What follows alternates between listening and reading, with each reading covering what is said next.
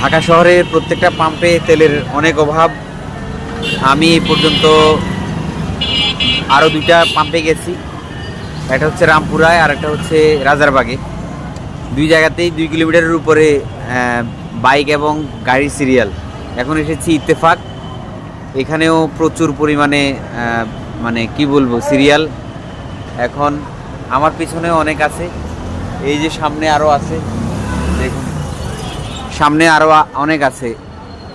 এই পাম্প অনেক দূর কিন্তু সিরিয়াল দেখেন।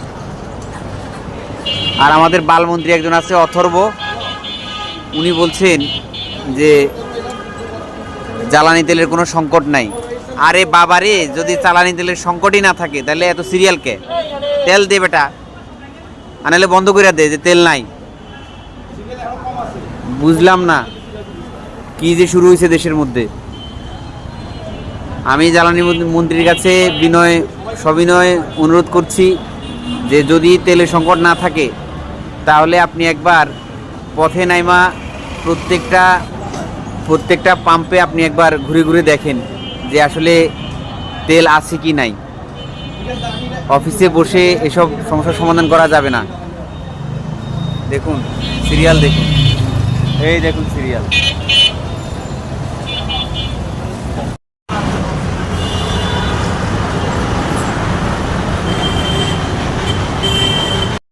প্রায় 40 মিনিটের উপরে হবে আমি ইত্তেফাকে সিরিয়ালে দাঁড়িয়ে আছি। আমার পিছনে দেখুন আরও এরকম আমার মনে হয় 1 কিলোমিটারের উপরে হবে। ইত্তেফাক থেকে একবারে শাপলা চত্বর পর্যন্ত চলে গেছে এই লাইন। আমি অনেকক্ষণ ধরে এই লাইনে আছি তেলের জন্য। দেশে হাহাকার লেগে গেছে, বাইক আর চালানো যাবে না, পায়ে হেঁটেই অফিসে যেতে হবে। সবাই পায়ে হাঁটার জন্য প্রস্তুত হন। দেশে তেল বাজারের অবস্থা খুবই খারাপ, খুবই খারাপ, খুবই খারাপ। সিন্ডিকেটে দেশ একবারে ছেয়ে গেছে, কিছুই করার নেই। আমাদের হাত পা জিম্মি করে বেঁধে ফেলেছে ওইসব তেল চোরা কারবারিরা। আমাদের কিছু বলার নাই আসলে। যে সরকারি ক্ষমতায় আসে, সরকার প্রধান ভালো হলেও তার চেলাবেলারা, মন্ত্রী মিনিস্টাররা সব চোর বাটপার হয়। ওদের পেট এত বড় রাবারের পেট, যতই খায় পেট ভরে না, লম্বা হয়।